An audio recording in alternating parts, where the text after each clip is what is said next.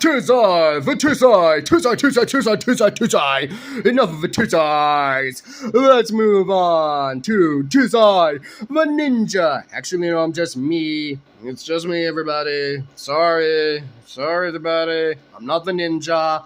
But I am a reviewer, though, with, cool glasses and a hat. Sort of like that other animation critic guy. But, anyways, though, let's talk about Cunningham 9th Grade Ninja. It was a show that I grew up with as a kid in my last year of elementary school and the first few years of middle school. So, yeah, it was a pretty interesting show. And Disney, you should have made more shows like them. Minus the gross out humor, but more of the, good general vibes, happy humor, just overall good show, like fun time, entertaining time.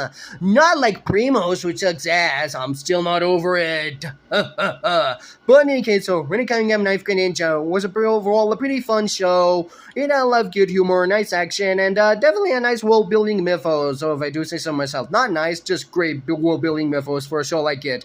Especially with Julian, who was his evil counterpart, it's called Evil Julian. Why wasn't it called Gullion? That would have made more sense, Instead of Evil Julian. Ooh, evil.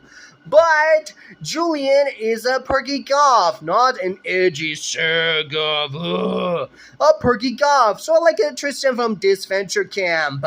But Tristan is better not only because, they're non-binary, but also because they're not from Disney who made Primos. I hate that show. But anyways, Rennie Cunningham 9th Grade Ninja has a few nice characters in it. And I don't just mean the ones that I find hot, cute, attractive, sexy, whatever. No, not those kind. I mean, actual really well-built characters, really well-written characters, a lot of good gags, a lot of good funny moments, from when I was a kid, watching this show in its early days, in its first season.